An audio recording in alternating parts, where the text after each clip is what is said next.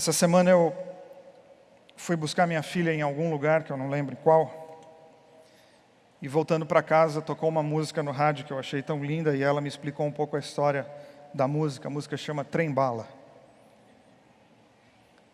Eu fiquei muito feliz porque a música é muito simples, fala sobre o sentido da vida, fala sobre os valores da vida.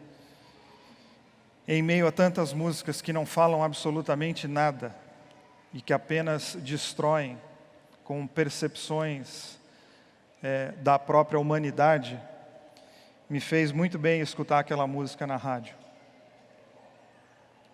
E um trecho da música diz assim: segura teu filho no colo, sorria e abrace teus pais enquanto estão aqui, que a vida é trem-bala, parceiro, e a gente é só passageiro prestes a partir. E depois eu soube, inclusive, que a Ana Vilela, que é a autora da música, escreveu porque os pais faleceram, ela perdeu os pais. Porque convida essa geração, e me convidou naquele momento, e eu quero convidar você também, a ficar de frente com a morte. Porque nós vamos morrer. E eu sei que é horrível começar uma reflexão fazendo isso, mas não vai embora, me dê mais 30 minutos para ver se eu te animo. Um dia nós daremos o último suspiro, é verdade. Espero que ele esteja longe para todos nós. E eu creio ser muito importante estar ciente da finitude da vida, porque é só com a consciência da finitude que eu aprendo a valorizar. É só quando eu estou consciente da fragilidade que eu tomo cuidado. Quando nós vamos despachar alguma coisa no correio, no aeroporto, a gente enche de adesivo escrito frágil. Frágil, por favor, não jogue essa mala de qualquer jeito, porque aí dentro tem coisas frágeis. Então é a minha consciência da fragilidade da vida que me faz ter muito cuidado com a vida. É não tratar a vida como qualquer coisa. Eu estou vivo, eu estou, mas tanto faz. Não tanto faz, não. Porque a vida é só essa aqui que nós temos. Essa é a oportunidade divina de passarmos, de termos uma bonita experiência humana. Valorizar a vida em todas as suas dimensões, porque sabemos, uma hora isso vai acabar. Porque a vida é trem-bala, parceiro. E a gente é só passageiro prestes a partir. Essa frase seria bom que ela ficasse no nosso coração todos os dias. Não para dar medo, mas para dar valor.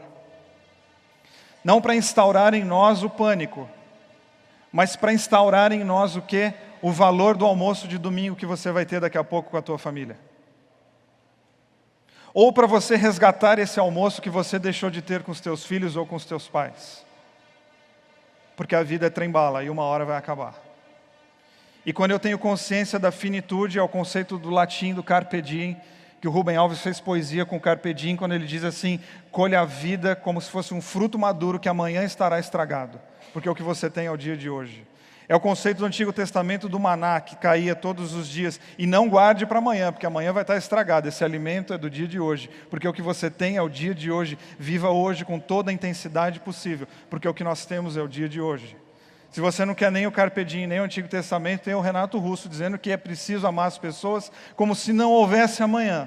Porque se você parar para pensar, na verdade, não há. Porque é trem-bala e nós estamos só de passagem. A morte física é um fato, por mais que a gente não goste de falar dela.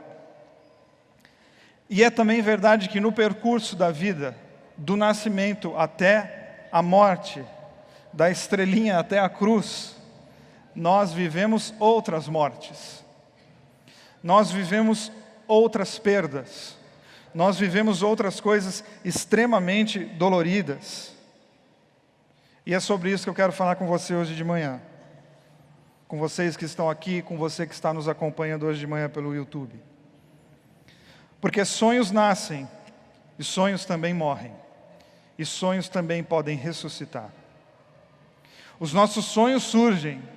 Alguns é bom que eles não aconteçam, porque se tudo que você sonha acontecer, tua vida vai virar um pesadelo.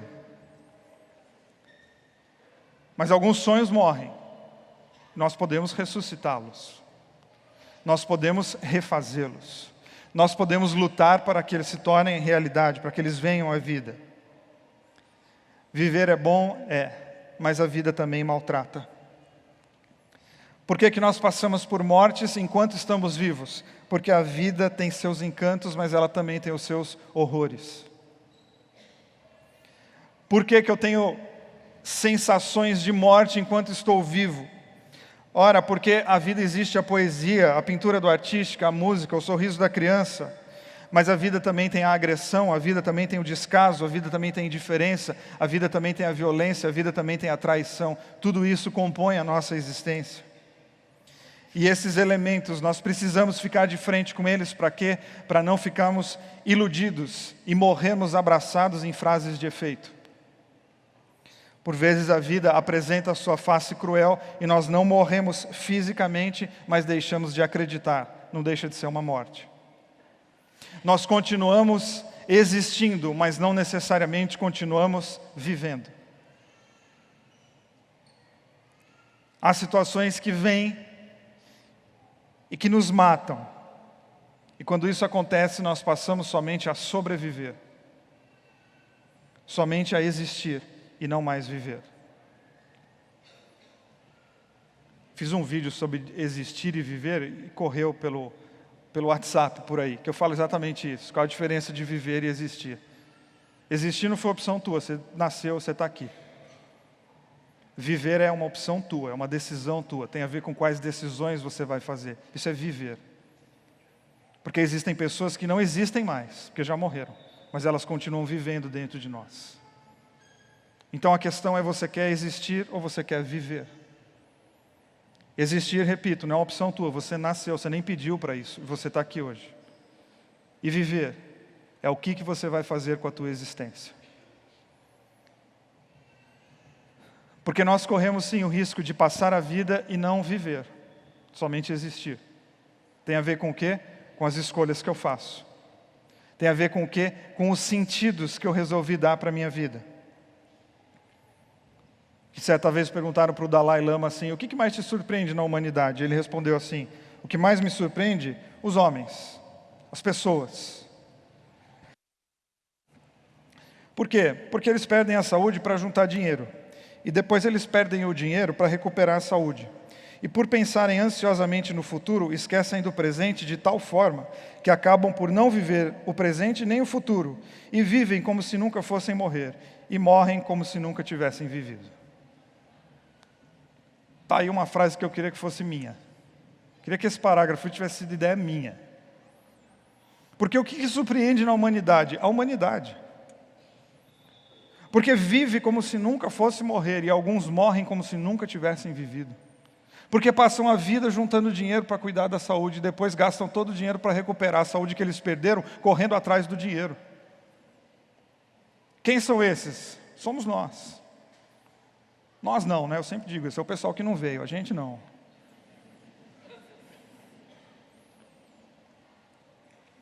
Com isso no coração, sabendo que um dia nós vamos morrer, enquanto nós não morremos, nós podemos morrer em outras dimensões. Eu convido você a olharmos para o texto de Lázaro, não de uma maneira literal, porque literal seria empobrecer o texto, porque toda leitura literal da Bíblia empobrece o texto, mas conectar, através de metáfora, de figuras de linguagem, de situações em que você está vivendo, dos dramas do dia a dia. Porque ou a nossa espiritualidade tem resposta para os dramas do dia a dia, ou ela não é espiritualidade viva, ela é espiritualidade morta. Ou ela se reinventa, ou ela não serve para o mundo de hoje, ela só serve de papagaios teológicos que ficam repetindo frases prontas de teólogos que foram credenciados e tudo que eles dizem está correto. Não, vamos ler, vamos conectar com a nossa vida. Vamos conectar com os nossos dramas. Vamos ficar de frente com as nossas mortes, porque nós também morremos várias vezes durante os nossos percursos. Jesus recebe um recado das irmãs de Lázaro. Ele está muito doente.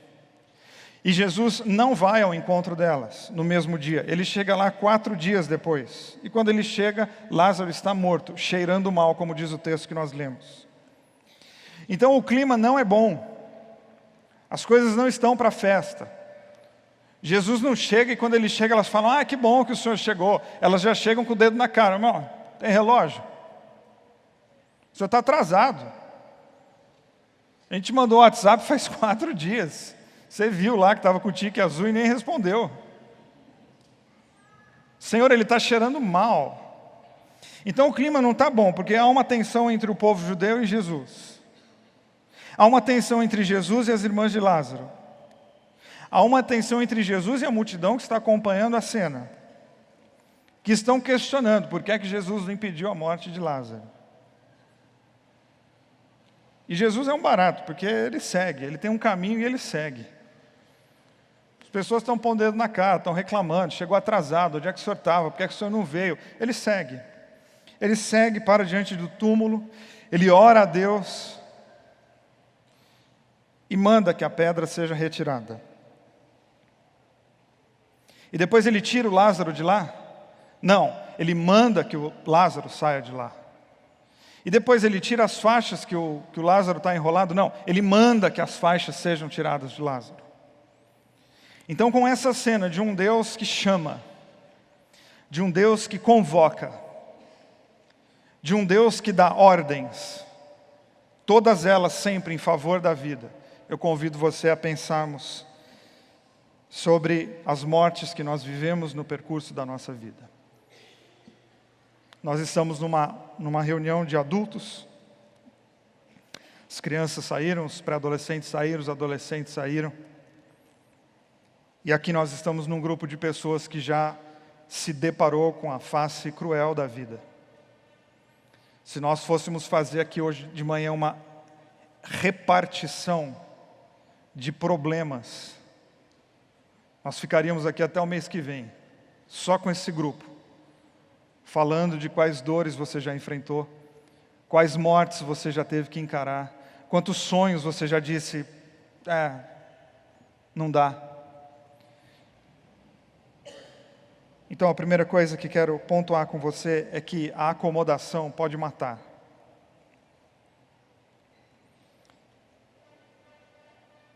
Eu arriscaria até tirar esse pode e dizer que a acomodação mata. Às vezes de uma maneira tão lenta que a gente não percebe, esse é o problema. Esses processos lentos da nossa vida que nós não damos conta, no final eles matam. Nós recebemos notícias que nós não queremos. Você pode receber uma ligação hoje depois desse culto e a sua vida mudar drasticamente. Tá tudo bem até que eu recebo o WhatsApp, até que eu recebo uma ligação, até que eu tenho uma conversa. Dias difíceis que a Bíblia chama de dia mau, que o São João da Cruz chamou de a noite escura da alma. Notícias que quando elas chegam, e notícia ruim não bate na porta, ela arromba a porta. Ela chega e se instaura e diz, agora a tua vida vai ser assim. E todos, em algum momento da existência, passam por isso. Não por maldição, não porque você foi eleito para sofrer, mas porque você está vivo. Porque você é um ser humano. E ser humano contempla a possibilidade, a situação de viver coisas difíceis. Pelo menos foi isso que Jesus disse em João 16:33, quando ele fala, olha, vocês no mundo terão muitas aflições, mas tenham bom ânimo. Ou seja, o Evangelho mais uma vez é apresentado de uma maneira clara. O Evangelho não engana. A religião pode usar ferramentas de engano, pode. Os pastores, os padres, os rabinos, os místicos podem usar ferramentas religiosas com base bíblica para enganar? Pode, claro que pode. Jesus não. Jesus já diz o seguinte, vocês terão aflições, porque a vida é dura mesmo. Existem momentos extremamente complicados. E o que a gente faz? Campanha, reza brava, oferta, a gente paga? Não, a gente tem bom ânimo. É o porém, todavia, contudo. Ele nos chama, é uma conjunção adversativa para dizer o quê? Se tem problema, o reino de Deus está te convocando a ter uma postura diante dos problemas que a vida te apresenta. Então, ciclos se encerram na nossa vida e a gente não queria que eles se encerrassem. Casamentos acabam e talvez uma das partes não queria que ele acabasse. Filhos vão embora da nossa casa rebeldemente. Chega a notícia de que os nossos filhos estão usando drogas. Casamentos se dissolvem. Doenças passam a ditar a nossa agenda. desemprego, entre outras coisas, todas elas não possíveis a nós, todas elas já acontecem hoje de manhã aqui nesse auditório. Isso é por quê? Porque você não teve fé, porque Deus pesou a mão. Não, isso é porque você está vivo e no mundo vocês terão aflições. Períodos complicados fazem parte do viver e não há como fugir disso. Situações prendem a nossa vida e a gente não consegue dar o passo seguinte. O que nós somos? Quando isso se instaura e quando nós nos submetemos a isso, o que nós somos? Nós somos Lázaros, mortos há alguns dias, amarrados, sem conseguir se mexer em lugares que cheiram mal, porque a acomodação é exatamente isso. Lugares que nos prendem e que fazem com que a vida fique abafada e a gente não consegue sair, a gente não consegue respirar. Por isso que Jesus para na frente do túmulo de Lázaro e diz: Lázaro, vem para fora. E eu quero que você pegue essa frase: venha para fora, venha para cá, venha para perto de mim. Monte a frase no seu coração da maneira que você mais entende Deus. Para você entender o seguinte, quando Jesus está dizendo para Lázaro: venha para fora, Ele está exatamente dizendo: você não precisa ficar aí. Esse lugar não é necessariamente teu. Você não precisa se submeter a processos de morte. Você pode ir para outro lugar. Você não precisa deixar a tua vida com esse cheiro. Ou seja, a proposta cristã é uma proposta que chama, sim. Ela nos chama a sair desses esconderijos que nós criamos, ou alguns que nós fomos colocados lá, e eles são mortíferos. E eu acho legal, como falei para vocês no começo, que Jesus convoca. Ele chama, Ele dá uma ordem, mas é o Lázaro que tem que levantar. Não, mas antes Ele dá uma ordem que tem a ver com a comunidade. Qual que é a ordem? Vocês estão vendo que tem uma pessoa morta aqui? Então vão lá e tirem a pedra, porque ela não está conseguindo tirar essa pedra sozinha. Isso é uma comunidade. Ou seja, como comunidade, o que nós fazemos? Removemos pedras das pessoas que estão mortas. Nós puxamos estruturas que estão prendendo pessoas para que elas consigam voltar à vida. Então vocês que estão bem, tirem as pedras. Você, Lázaro, levanta. E vocês, tirem as faixas para que ele possa andar. Ou seja, é uma cura que mexe com todo um sistema. Ele não está curando apenas o Lázaro, ele está curando um sistema, ele está curando uma lógica de pessoas que diante da destruição, da morte, o que elas fazem? Elas reclamam. Diante daquilo que oprime, o que elas fazem? Elas cruzam os braços e ficam assim: mas também o pastor não veio, mas também Deus chegou atrasado, mas também a oração não funcionou, mas também... E você? E você? O que é que você está fazendo diante daquilo que você não gosta? Qual é a tua resposta para as coisas que você chama de morte? Qual é a tua postura para aquilo que você está reclamando? Qual é a tua resposta para aquilo que você está dizendo que está cheirando mal? O outro? Não, isso é muito imaturo.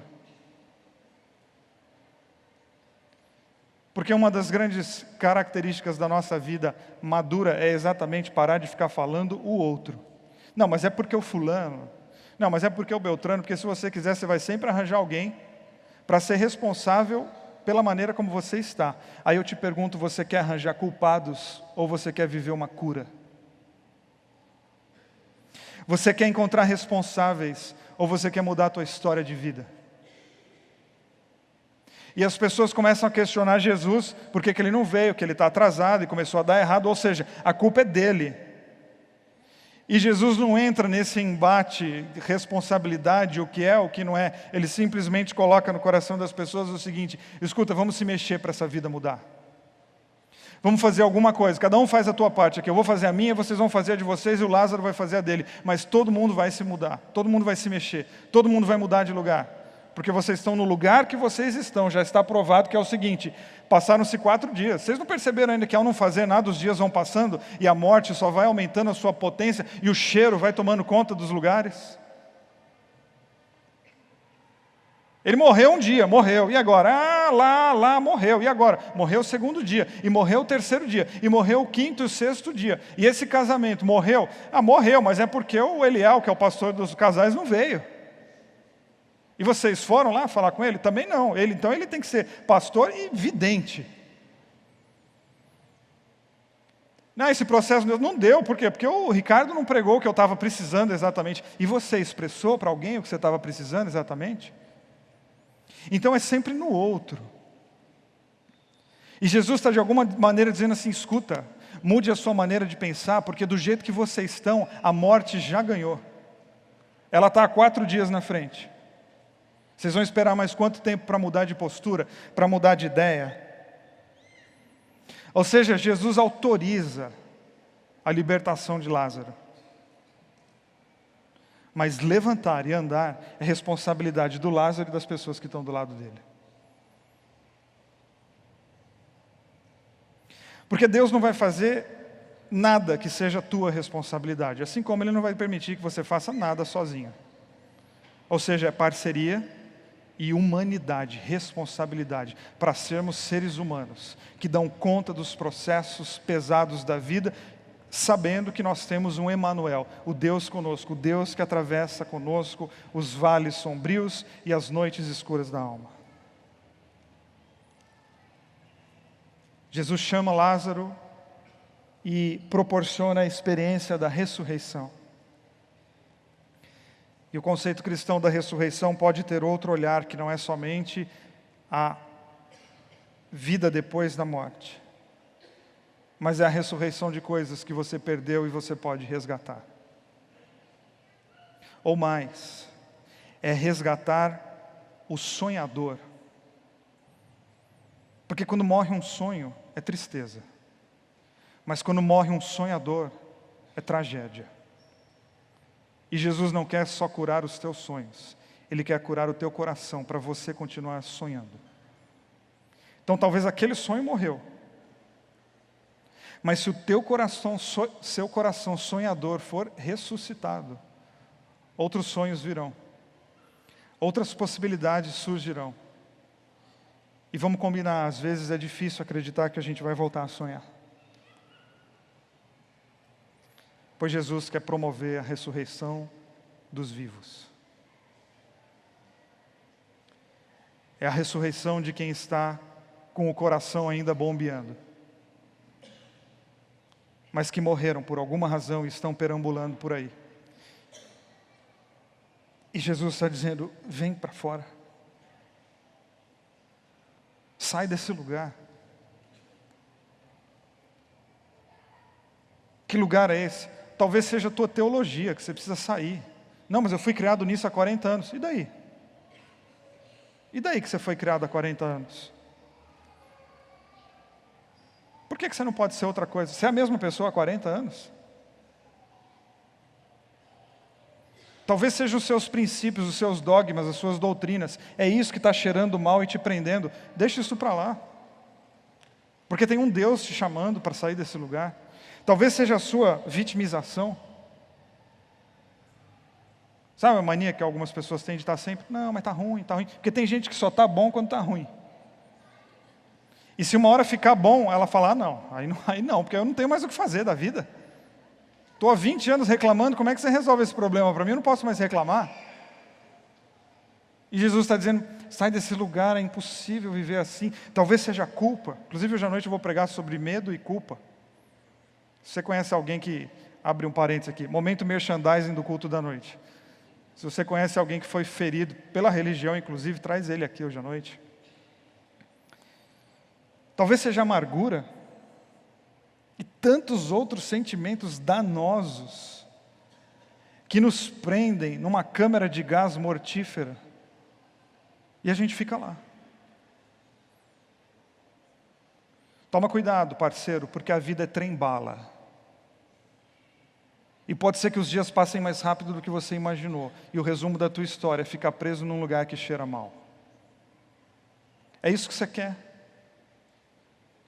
É essa história que você quer deixar. Esse é o sabor que você quer deixar na tua história de vida. Oh, mas você está dizendo então que a gente se acostuma com lugares que cheiram mal e matam? Tô. Nós temos essa capacidade. Porque é confortável, estranhamente é confortável. É igual uma pessoa que crê muito numa coisa e aquilo que ela crê não tem conexão nenhuma com a vida dela. E por que ela crê? Porque está confortável para ela explica. Tanto é que tem muita gente que vem para Bethesda e diz, estou perdido, nem sei mais no que eu creio. Que bom, agora você vai começar a crer em outra coisa. Porque você está perdido. E aquilo lá que você cria entrou em crise, é porque aquilo lá não tinha mais conexão com a tua história de vida, não tinha conexão com os teus problemas. Eram só frases que você sabia repetir. Bem explicadinho, o que eu creio? Introdução, 3 pontos, piada e apelo. Pronto, eu sei fazer. E agora? Agora Jesus está dizendo, escuta, por que você não questiona o que você crê? Não, porque eu já tenho 70 anos. E daí? Não, nunca é tarde para você sair desse lugar que cheira mal e viver anos bonitos e leves. Talvez seja esse apego a doutrinas que te deixa assim tão chato. Ou seja, quando Jesus diz vem para fora, Ele está convocando a um exercício. Ao invés de você usar força para se acostumar com aquilo que faz mal, use essa força para se levantar e ir para outros lugares. Ah, mas é dolorido? É dolorido. É difícil? Difícil. Aí eu pergunto para você, está fácil? Está bom assim do jeito que você está? Não, Vili, está horrível, está pesado, está cheirando mal. Então levanta e anda. Então use essa força que você tem exatamente para você experimentar outras coisas. E se distanciar desses lugares que têm roubado a tua paz, que têm roubado a tua vida, que têm roubado os teus sonhos. Jesus libera as pessoas das prisões. É como que dizendo, escuta, a partir de agora você vai ficar aí só se você quiser. Você vai continuar aí nesse lugar, é uma decisão tua, mas eu estou dizendo para você, a porta está aberta. Pode ir. Só que aí de repente a liberdade é muito difícil, porque a liberdade está sempre, coloca isso na tua cabeça, atrelado à responsabilidade pessoal, porque senão não é liberdade. Liberdade é algo muito difícil, a gente passa a vida querendo, mas ela é muito difícil. É uma cena do livro Em Busca de Sentido, do Viktor Frankl, quando o regime nazista cai, as cercas de Auschwitz são derrubadas, os portões estão abertos, eles olham um para o outro e dizem assim, nós estamos livres, podemos ir embora. Aí eles celebram a liberdade deles. Aí uma hora um olha para o outro e fala assim, para onde que nós vamos? E aí eles entram numa crise, por quê? Porque agora eles são livres. E diante da liberdade eu tenho 2 opções, ficar preso em Auschwitz ou pensar o seguinte, para onde que nós vamos? Nós temos um mundo para ir. E os judeus foram para o mundo. Mas ficar lá em Auschwitz é uma opção? Vocês são livres. E dormiram mais 3 noites em Auschwitz, com os portões abertos, com as celas escancaradas, elaborando na cabeça que coisa dura que é ser livre. E Jesus diz para Lázaro, vem para fora, você está livre, você quer vir? Eu não sei para onde que eu vou. Mas você tem um mundo para ir. Você tem muitas ideias para abraçar. Esse sistema que você foi educado, ele pode ser muito bom e pode ser muito ruim. Você é livre para largá-lo. Existem ideias que a minha família passou para mim, que são maravilhosas, eu perpetuo e repito ela na vida dos meus filhos. E tem outras que eu falei, não, isso eu não quero mais. E ao fazer isso eu não estou rompendo com meu pai, com a minha mãe, com o vô e com a avó, não, eu estou rompendo com ideias. E a gente tem que distinguir pessoas de ideias. E tem gente que vive presa em sistemas religiosos, por quê? Não, porque a minha família sempre foi assim, e daí? Sai daí que isso aí está te matando, isso aí está te ferindo, vem para fora e experimente outros sabores, porque a vida não é de um sabor só. A paleta de cores da espiritualidade é vasta. E você não precisa ficar preso àquilo que está te fazendo mal. Então lembre que a acomodação pode matar. A acomodação se instaurou na vida nessa cena. Um Lázaro acomodado, irmãs acomodadas, pessoas acomodadas e tomadas pelo hábito da reclamação. Projetando sempre a culpa nos outros e nunca assumindo responsabilidade para si. Isso não é espiritualidade sadia. Isso é a perpetuação do mal, sendo passado de geração em geração. Segundo e último, lute para que os seus problemas, os maiores problemas, expressem quem Deus é na sua vida. Porque foi Jesus que disse: aquela morte era uma boa ocasião para mostrar a presença de Deus. E eu preciso, com isso, explicar que eu não sou dessa linha que acredita que problema é bênção disfarçada. Não sou. Vocês sabem que eu não sou, já falei isso muitas vezes. Ou frasezinhas do tipo: quanto maior o problema, maior a vitória. Não, meu irmão, quanto maior o problema, maior é o problema mesmo.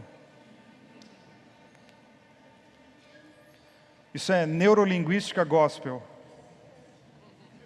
para aplacar um pouquinho a dor do momento. Não, o problema é bênção disfarçada. Para que disfarçar a bênção? Com problema, deixa ela vir assim, nua e crua. E outra, se problema é bênção disfarçada, eu abro mão das minhas bênçãos e não tenho mais problema, né?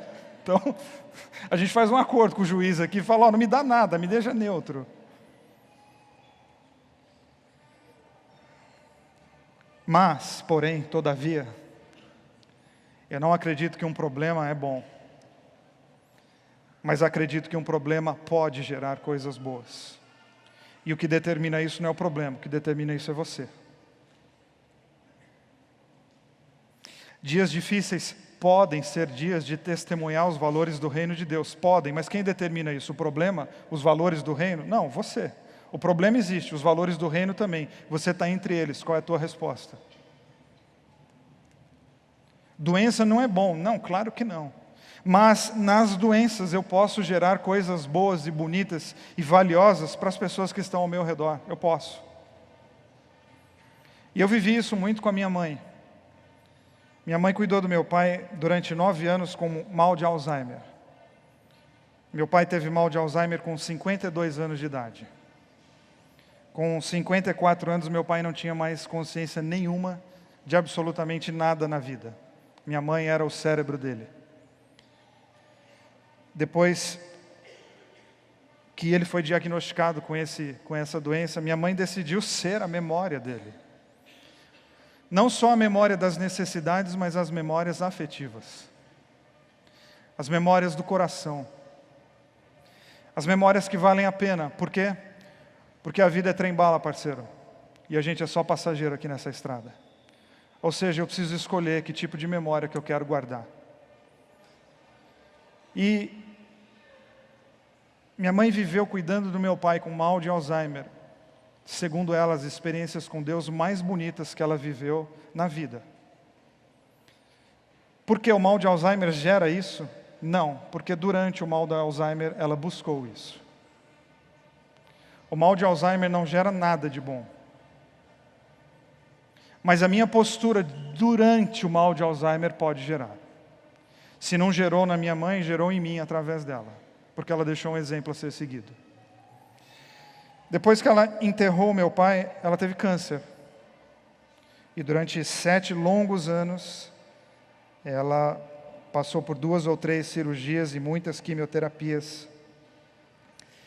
E um dia ela disse para mim: Vili, com ou sem câncer, meu destino é Cristo.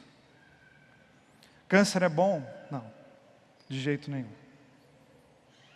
O câncer pode me ensinar alguma coisa? O câncer em si, não, ele só destrói. Mas a minha resposta ao câncer, sim. Desde que eu decida que não é o câncer quem determina a minha agenda. Desde que eu decida que a minha espiritualidade não é um monte de frases vazias, pobres e esgotadas, do tipo: quanto maior o câncer, maior a minha vitória. Não.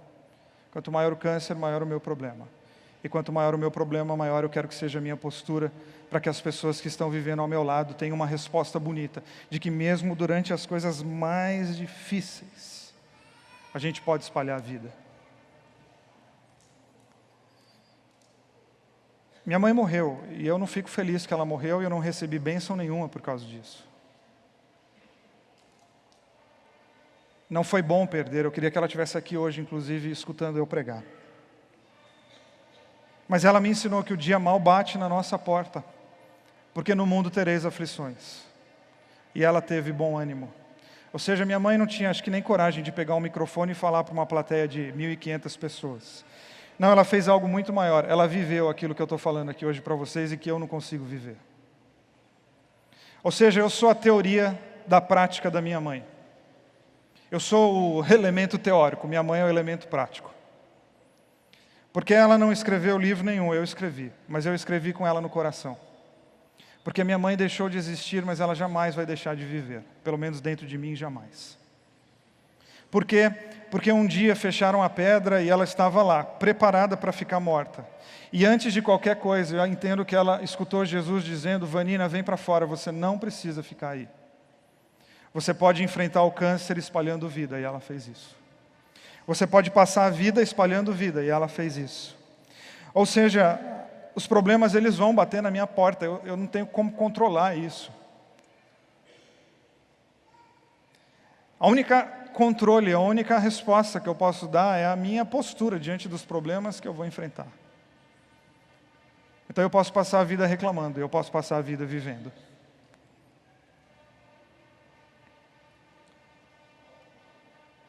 Eu posso passar a vida procurando culpados. E eu posso passar a vida encontrando caminhos. Como diz o poema do Drummond, que tinha uma pedra no meio do caminho, aí eu vi uma foto que tiraram do muro, 3 pontos, mas tinha um caminho no meio das pedras. Achei que o grafiteiro foi mais feliz que o Drummond. Porque sempre há um caminho no meio das pedras. A questão é se eu vou ficar ficcionado nas pedras que eu não consigo tirar, ou se eu vou ficar procurando maneiras de passar aquilo que está me oprimindo e travando a minha vida. E a nossa história termina com Jesus dizendo: desamarrem-no para que possa ir. Percebe como a cura de Jesus é com um grupo? Não é só com o Lázaro. Tirem a pedra, desamarrem, vem para fora. É cura para todos os lados. Porque há um morto. Não, eu acho que há vários mortos. E Jesus está lidando com as mortes que todos eles estão enfrentando. E dizendo para eles: cuidado. Porque a pedra que está tampando Lázaro ali, ela é apenas um símbolo das pedras que estão tampando o coração de todos vocês que estão se submetendo a processos de morte. Vem para fora foi uma ordem dada a Lázaro, e alguma coisa dentro de mim, que eu dou o nome de fé, ela me convida a crer que essa frase continua valendo. Ela continua atual. Ela continua me convidando, e convidando a todos nós a sairmos desses lugares que nós mesmos não gostamos, e nós mesmos reclamamos tantos deles. Ou seja, Jesus quer resgatar a sua capacidade de sonhar. Porque quando morre um sonho, tristeza. Mas quando morre um sonhador, tragédia. Porque os nossos sonhos são as nossas armas. Eu aprendi isso com o Ricardo. Os meus sonhos são as minhas armas. E eu preciso pedir que Deus me dê coragem, restaure em mim a vontade de sonhar. Então nós vamos morrer? Vamos. Mas que bom que você ficou aqui e aguentou eu até o fim. Mas que a nossa morte seja depois de muito viver, que ela seja depois de muito sonhar. E eu encerro com as palavras do Winnicott, que eu gosto tanto, que ele diz assim: ó Deus, que eu esteja vivo no dia da minha morte.